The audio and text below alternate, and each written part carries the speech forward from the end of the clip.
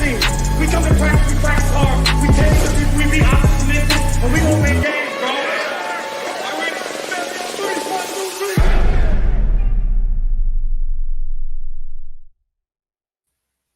All right, welcome everybody back to the Big Douglas Show. It is Opposition Wednesday, and to help us get a little closer to the Rams on Sunday, Jake Ellenbogen is my guest today. Jake, how are you? I'm good, Big Doug. How you doing? I'm doing well.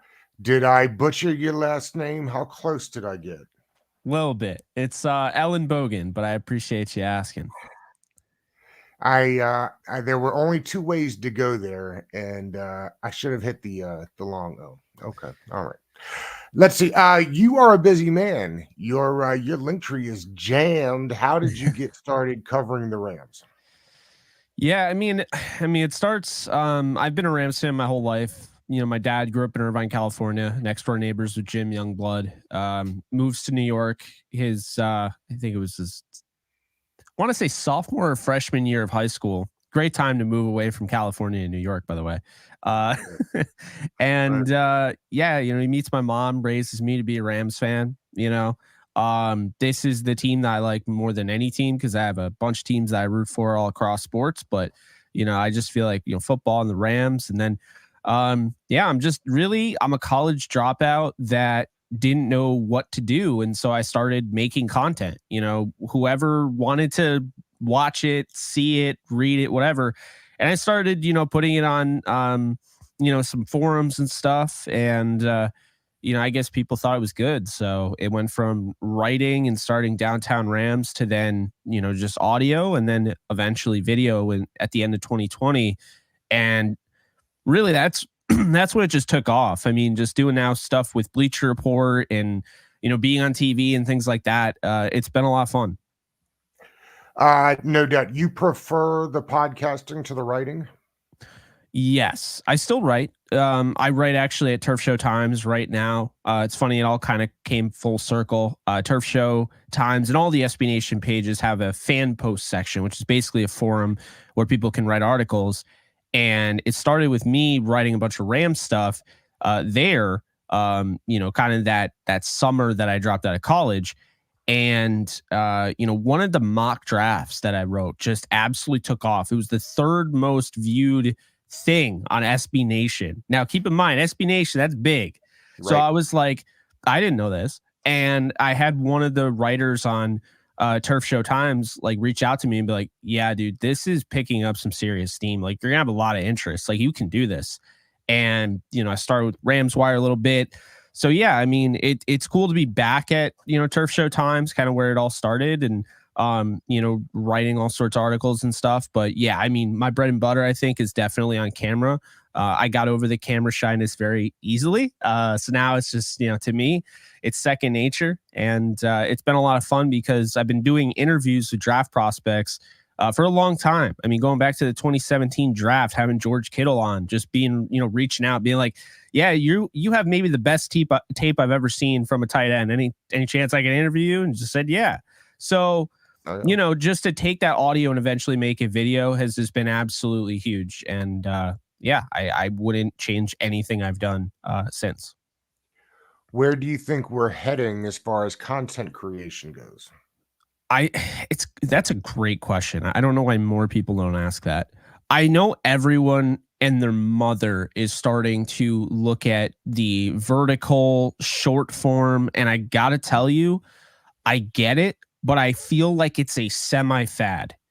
I really do believe that long form video, and at least like 15-minute videos, 10-minute videos, are what people are trending towards. I think people have gotten to the point where even though reading an article and getting news that way allows you to get it quicker than maybe watching the full video, I think people look at it as it's more entertaining at this point. Like, that's why, and I've noticed that my my production on YouTube is more than anywhere that I've ever put out content. And people keep telling me how YouTube's dying this, and, you know, it's TikTok. And I just laugh because I'm like, if YouTube's dying, then how do they have, you know, the bandwidth to pay Mr. Beast, for instance, all the money that he makes on YouTube. You can't say that YouTube's dying if some of the biggest content creators in the world are making all that money off of YouTube. First off. Second thing, YouTube can't die because Google owns them. So Google would have to die, and they're incredibly powerful. And the third thing is, you know, I don't think sports YouTube was ever filled until recently, because I think people are tired of the nonsense on TV. Whether that's, you know, the first takes of the world or whatever. I think people are really trying to learn more about whatever, you know, they're watching, whatever game they're watching, whatever.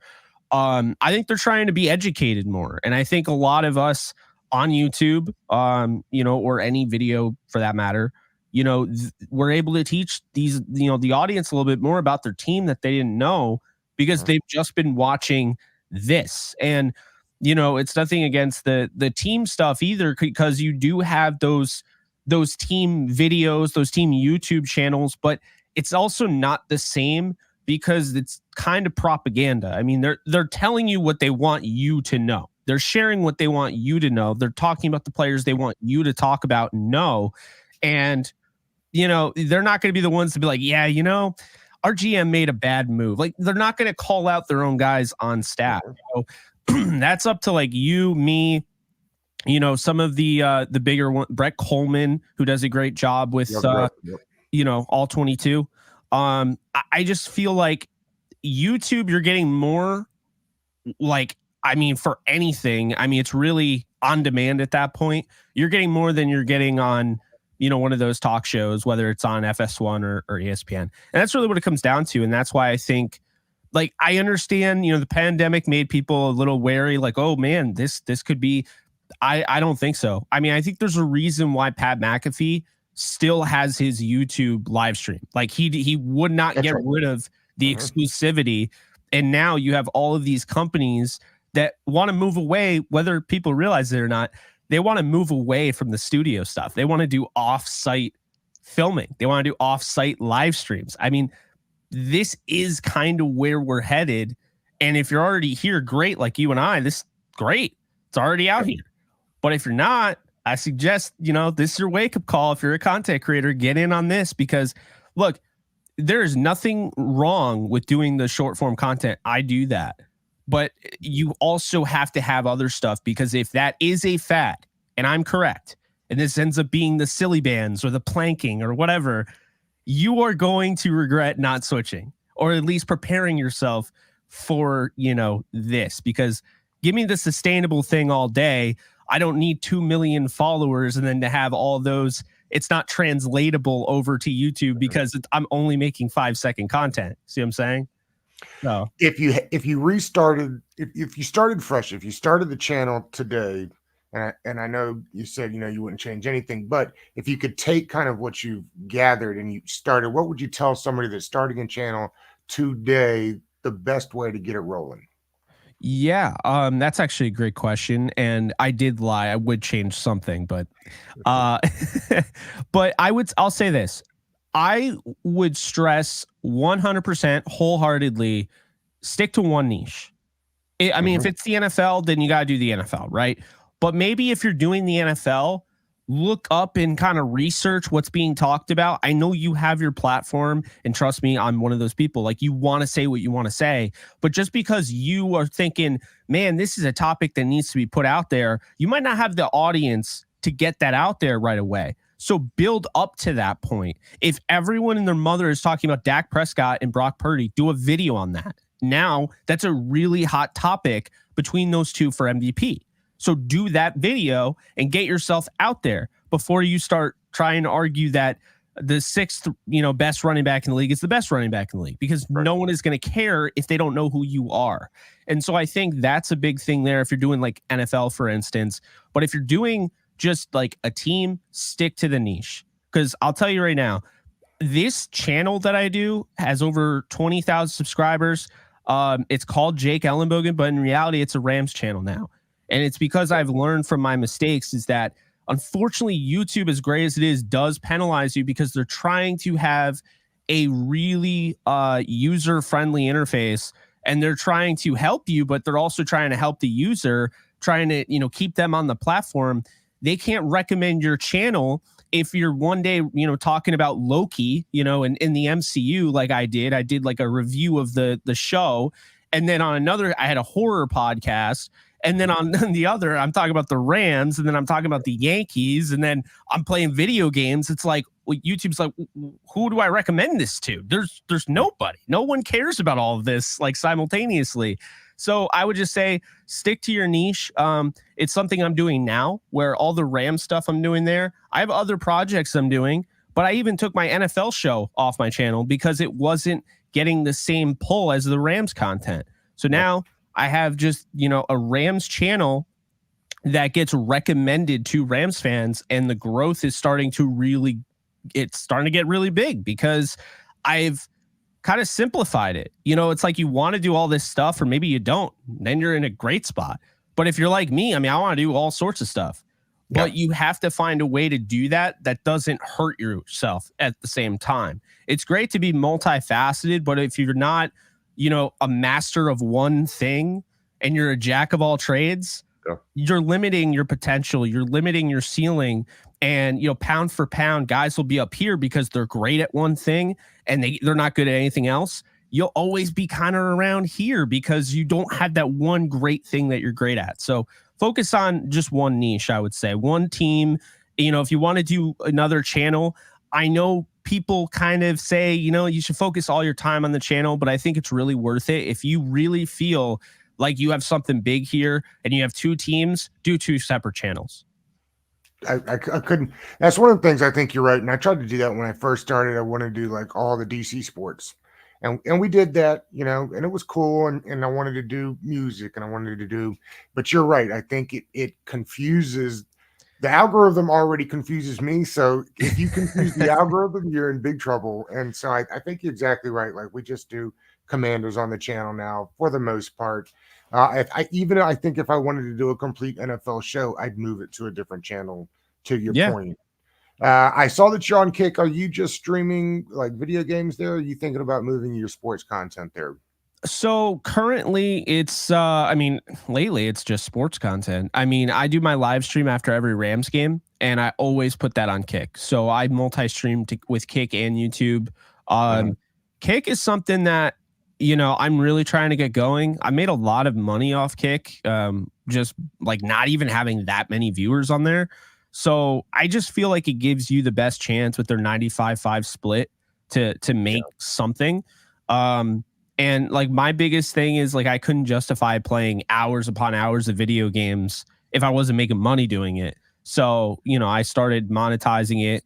For the weirdos that want to watch me play video games at 2 a.m., they come in and, it's just the way it is. But that's something that was huge for me as a full-time content creator who will struggle around June, July, August with cash flow because the NFL season is dead.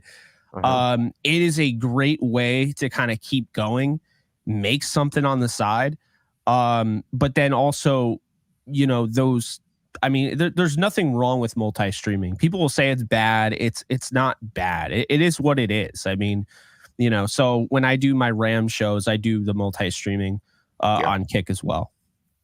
It's interesting. I've gone back and forth with that. Are you supposed to like funnel everybody to YouTube? Is it, are you multi-streaming to Twitter Live? Twitter Live is something new that I think will be interesting to see exactly how. I know that, Elon is trying to push hard to make Twitter a content creator type space. And then, of course, you have Facebook. So it's like, I've always wondered, is it better to funnel everybody, try to funnel everybody in one, or just recognize you've got Facebook folks that aren't going to go to YouTube, just send it over there and let them watch it. It's an interesting, I know people on both sides of that. Yeah, well, this is two things I'll say. Facebook, that's one of the regrets I have building on Facebook. I don't really feel like it's sustainable, and you're not going to make money off it. People don't like clicking links, but they really don't like clicking them on Facebook. I've seen the numbers. They're not great. They don't read articles. When you post articles, they just read the tagline and they're like, "Are you kidding me?" It's like, well, did you read it? Like, no, I'm not clicking your link. But then the second thing is, in general, going back to the link clicking, is that really the majority of your viewership is going to be on YouTube. The majority of your viewership is going to be on Kick. Those social media platforms are nice and all, but it's not a foolproof method. You can't assume people are going to click those links. And it's really fascinating because what I've found is that there's really not a lot of people click links. I mean, I think it's down more this year than it was. I mean, 5 years ago, I think it was pretty good. Like, I was looking at the analytics and I was like, okay, 5 years ago, but I think since like the pandemic and everything, I don't think people care enough. Like, they don't have enough time to, just surf the web like that. I think that it's just like, all right, come on. Like, I want to get the news now. I want to do this now. I want to hear your analysis now. I don't need to go to this and then go through a paywall and then pay the paywall. So that's another thing. Paywalls are like dead now. But, I think that's, yeah, I mean, I personally think the best is probably Twitter, as far as the social media platforms. At least it's the most successful that I've had.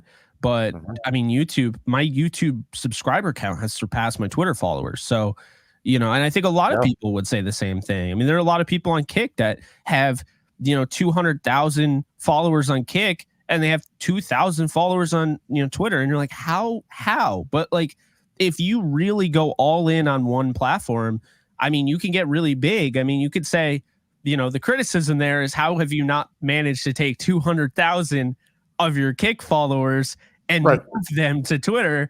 But at the same time, I mean, who needs to, if they're that loyal, if they're that consistent? Maybe you have an email, blast that gets sent out to these people. I mean, who knows? But I mean, there's so many different ways to do things in general. But there's so many different ways to be a content creator and rocket your stuff to the top of, like, a algorithm feed and search feed and things like that. Yeah. Best way to do that is to just get it everywhere. And I think that's important. I could talk about content creating all day, but let's get into the Rams a little bit. It's interesting. This is a team that I didn't think would be all that great this year. It's not like, for the casual fan, I think the roster is hard to like pluck a bunch of guys that other than like the 4 or 5 big ones. I must admit, I haven't watched as much Rams as I usually do. I tend to watch a bunch just because Sean McVay was here in Washington. I'm a huge Bulldogs fan, so they had Todd Gurley and now Matthew Stafford, amongst others. So tell us a little bit about where the Rams are now, because McVay's had to do some different things this year. Yeah, it's really fascinating. Watching this team, I mean, first off, to your point, this is, I think, the least amount that anybody spent on a defense in, like, I thought I saw something that was like 5 years. I mean, they haven't really spent much on the defense this year. They got Ahkello Witherspoon for a little bit over the veteran minimum. They got some depth there with Duke Shelley. I mean, aside from that, they really haven't signed really much on the defense. A lot of these guys it's hard to recognize names on there outside of Donald. I looked today and was like, who I know the league fairly well. Yeah, it's a young group. I think it's just a credit to Raheem Morris and just how great of a defensive coordinator he is. I think he's incredibly underrated, not just by the NFL, but by Rams fans in general. I just think, watching last week against the Ravens, sure, there were some, lapses in coverage. I don't really put that on Morris, though. I don't think it was a bad play call. I think it was poor execution. I think it gets to the point where you can't just blame coaches every time a player fails. You can't just say, well, they weren't coached properly, because if they're making, every now and then they're making that one mistake, that's not coaching. That's just like human error, And they had a couple of those like really uncharacteristic errors where they left Isaiah Likely wide open. They left Odell Beckham wide open. But I think Raheem has done a great job. I mean, he's got a young group, obviously Donald Lee in the way at age 32, but you look at like the trenches, it's Kobe Turner, rookie in the 3rd round, Byron Young on the outside, rookie in the 3rd round. You got UDFA Jonah Williams. He's 28. He's been around for a little bit, but still, UDFA. Then you have, Michael Hoyt, UDFA, 310-pound outside linebacker standing at 6'4", a little ridiculous, but they've made it work Because somewhat. they're playing a base 34 this year, right? The Rams don't really play a 3-4. They have kind of, I mean, it's like an attacking 3-4. It's hard to say. I mean, they're not like a true, they're not a base 3-4 per se, and they play a lot of nickel too.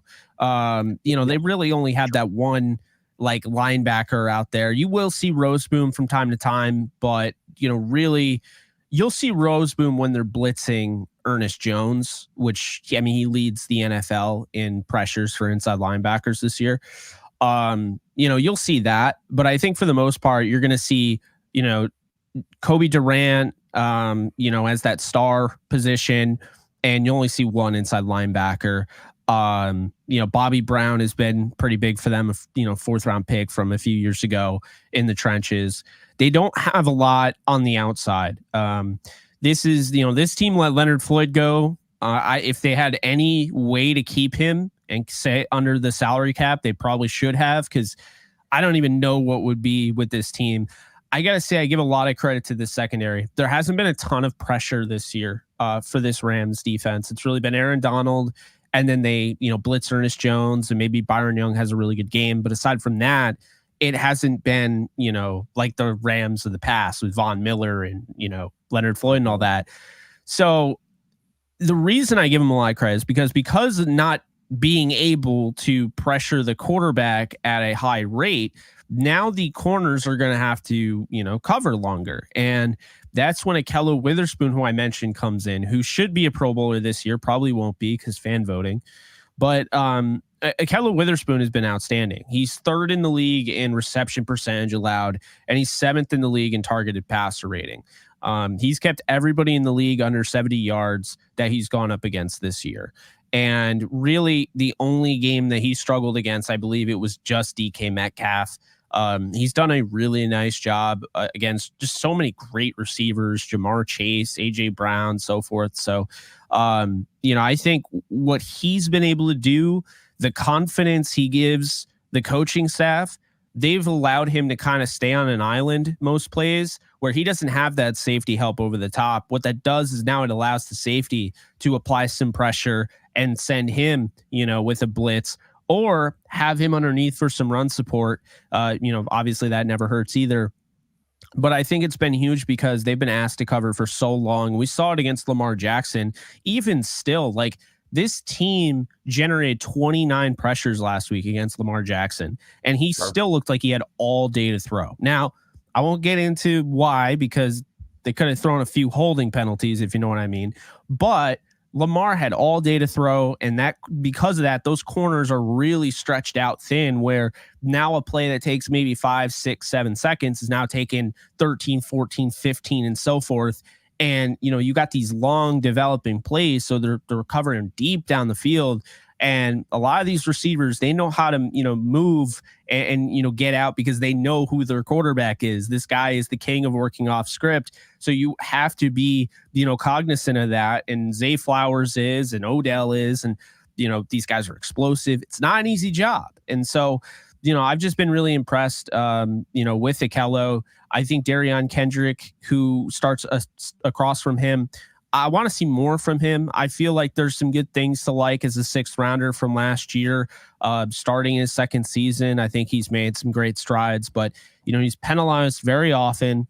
And he's somebody who will be in the perfect position, and he just doesn't trust his technique. I mean, he'll start flailing his arms, and I don't really get it. I never played corner, so I can't say, oh yeah, I've been there, done that. But, I think that really, end of the day, this defense is a lot better than given credit for, but it's a lot better than it would be with many other defensive coordinators. These are talented players. They have potential, but I think Raheem Morris and just that the position coaches, Eric Henderson up front, defensive line coach, Aubrey Pleasant, I think those guys, they've been just absolutely huge and vital for these guys to be as good as they are, considering everyone said this was the worst defense in the league coming into the season.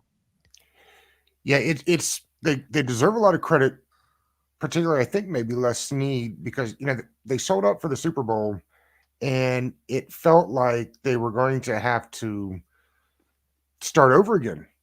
And they are playing. They have drafted really, really well, particularly in the middle rounds, and that's how I guess you don't have to have the slump. Also, the great coaching, to your point, they drafted really well though, because these aren't a bunch of first rounders on the field, right? They gave up most of them.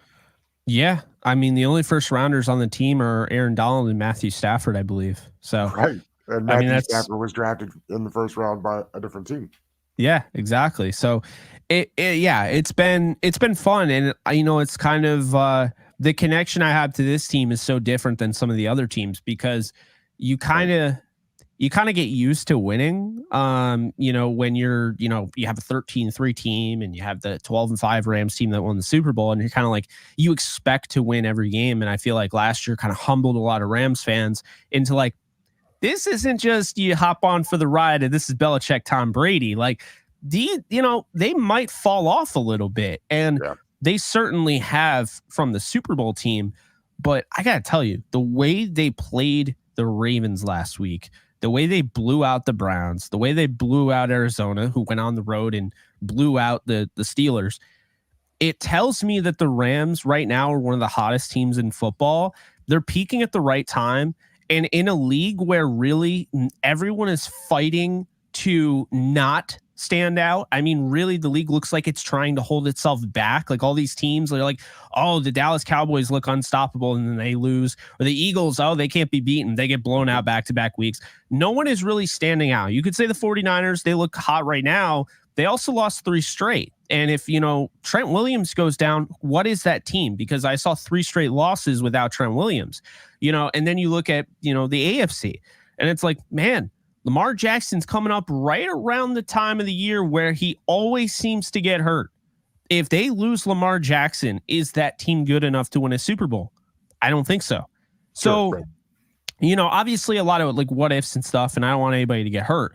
My point is, it's like there's so many different variables out there. The Chiefs look like a joke right now, and obviously their lack of receivers are starting to hurt them.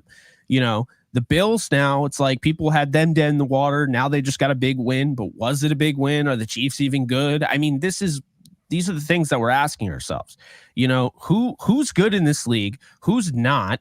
I think there are a lot of teams right now that have better records than some teams that they're not even close to as good as.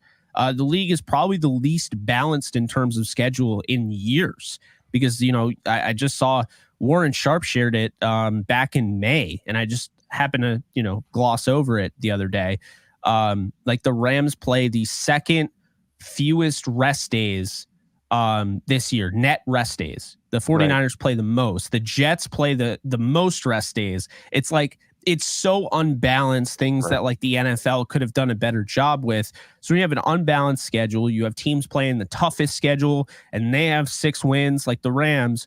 And then you have the Vikings who are playing kind of a cupcake schedule and they have 7 wins. How much better are the Vikings? Probably not that much better, right? So I think that's just kind of the state of the NFL right now, is that you have kind of a weird look where there's some teams like the Broncos who got off to a rough start, but right now, how many teams are better than the Broncos? I mean, they look like a really good football team right now. Right. So I think that's kind of the beauty of it.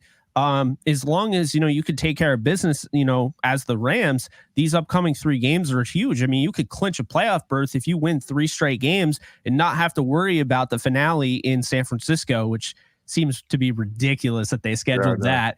But for real, I mean, right now they're 6-7. The Packers loss was huge on Monday Night Football. I think the Rams right now, they're just a team that, I'll be honest, I don't know who would want to play that team. I don't know who would want the Ravens. I don't think would want to see that team again, because I mean, like it took, like everyone says, it took everything the Rams had to win that, to barely lose that game. I disagree. I mean, in the cold, in the wind, in the rain, in Baltimore, cross country, playing a 10:00 a.m. game, their mindset. Sure. I mean, to go on the road and send that to overtime when really they outplayed them the whole game, and then the final stretch things started to unravel. The Ravens take the lead 31-28, And then the Rams go down the field and are able to kick a field goal to send to OT in the final minute. Just to see a team rally back from that, which could have just completely crippled them. I feel like this team is primed for a huge run. And you look at the Browns. I mean, that Browns team is nasty, and they beat them by, it was like 36-19 or whatever. I mean, there's just something about this team. I'm not saying they'll run the table and win the Super Bowl, but I don't understand. And this kind of goes back to sports media in general, like how we just often pretend like, Matthew Stafford and Sean McVay and Aaron Donald, Cooper Kupp, these guys that have been there, done that. Like we just like want to pretend that doesn't exist right now because it helps the narrative. It's kind of happening right now in the AFC. I mean, say what you will about Russell Wilson. He's a Super Bowl winning quarterback. Sean Payton's a Super Bowl winning head coach. I don't like the guy at all, but got to give him his credit, right? They have experience. I was looking at it. You look in the AFC right now, Joe Flacco's won a Super Bowl. That's fascinating, right?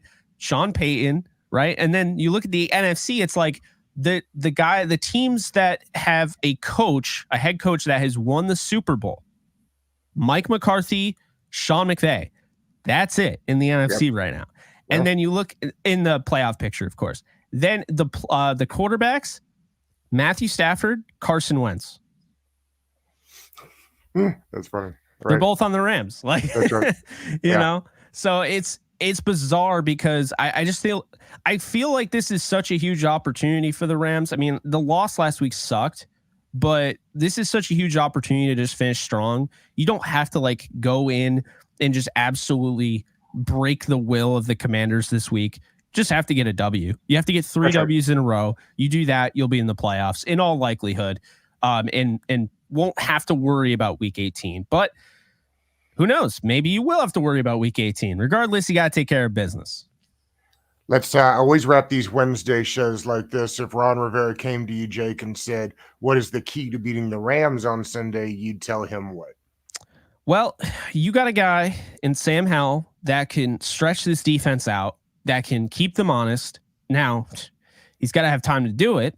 So I don't know, how that offensive line is going to be able to give him time when they have to worry about Aaron Donald and so forth, and they haven't been great. But if Sam Howell has time, I mean, I mentioned to you those lapses in coverage. Lamar Jackson was testing down the field more than most quarterbacks do against this team. But Sam Howell does it all the time. I mean, he's not afraid. He's a gunslinger. He looks like Favre at times, So I like Howell. I think for the Rams to get upset in this one, for Ron Rivera to get this win, Sam Howell has to be the reason. Okay, you're not going to beat this team over the head with the run game. Teams have tried. This team has just gotten better against the run. The Ravens run the ball more than any team in the league, and the Rams pretty much stifled the running backs. So, obviously a lot of talent at the running back position, for the Commanders, but I don't think that's how you're going to do it. I do think, forcing the Rams, stretching out their defense, making them have to tackle Brian Robinson out of the passing game, the short passing game, and Antonio Gibson, a former receiver from Memphis. Like, I think that's a good idea. Terry McLaurin has to be Terry McLaurin. Like, he can't have an off day if you're going to beat the Rams. Jahan Dotson, that speed, you have to be able to use that speed. You have to be able to use Curtis Samuel. I would be trying to use Curtis Samuel, who's, I won't say he's Deebo Samuel, but he kind of has those same aspects of Samuel. He's had a good year. Mm-hmm. Yeah, and I would probably use him kind of like Samuel, and then take advantage of the fact the Rams do struggle against tight ends. They gave up a touchdown to Isaiah Likely last week, like a 60-yard bomb. Get Logan Thomas involved. I mean, I know Sean McVay knows about Logan Thomas. He coached him. But get Logan Thomas involved. See if, you can do something, to that defense. Now, on the other side of the coin, not having, Chase Young and Montez Sweat really hurts you in this one, because that is really where, I mean, obviously, what ifs and everything. But if they weren't traded away, first off, Commanders would still be in the playoff race right now, like very sorely, like right in the thick of it. But number two, I mean, the big thing is, if Matthew Stafford can't stay upright, I mean, the Rams aren't really going to be able to do much, because then you can key in on the run game. And while I think Kyron Williams has looked like one of the best running backs in the league, we've seen teams just stack the box against a poor quarterback. And we saw that, the Packers game where Brett Rippon started for God knows why. And he was horrendous. And so the Packers are just like, we'll give you all of those one-on-ones and everything. We'll give you all the time to throw. We don't believe you're good enough to throw. We're just going to basically stack 10 guys in the box and say, you can't run the ball. And then if you try it, you're not going to do anything. So if you take away Stafford and you get that pressure, then now all of a sudden it's like, well, I can't throw the ball. I don't have time. Am I just going to run it? And then now they're stacking the box to run it. Really, how do I see this going? I don't think that's going to happen. I do think this is a really bad matchup for the Commanders. I think this is a team that wants to attack the secondary at will. Even when the running back is going off, Sean McVay does not ever want to call this a run game. He wants it balanced, or he wants it to be a pass heavy game. And when you look at this secondary, again, I don't know why this secondary has struggled so much this year. I have a lot of respect for a lot of these guys. I loved Percy Butler coming out of college. Big fan of Cameron Curl, although I know he's more of a run supportive safety, but still big fan of him. Benjamin St. Juste, I think, has a bright future in this league. He's shown some things to me. Kendall Fuller, a very good corner. And then, of course, Emmanuel Forbes was my guy in the draft. And he's just had a rough year. To be fair, corner is really hard to play as a rookie. But I just don't know why they struggle so much. Maybe it's the lack of pass rush that has really just started to open it up this year, down the stretch this year. But this team shouldn't be playing as poorly as they are. They have enough talent. I think really what it stems from is the lack of offensive line help. Anytime you have a quarterback like Sam Howell, who's playing in his first legitimate season, I know he played a little bit at the end of last year, his first legitimate starting season, and he's gotten sacked over 60 times. I mean, it's insane. And you can't expect to really do anything if that's the case. The best method for Washington to beat the Rams is going to be to try to beat them over the head with the quick passing game and not allow pressure to get to Howell and then open up the big play. But if you're not able to do that, I mean, this could be ugly. So, we'll see what happens. Brother, I can't appreciate you enough for your time today. This has been fun. We'll do it again. Sounds good. Appreciate you having me. Thanks, man.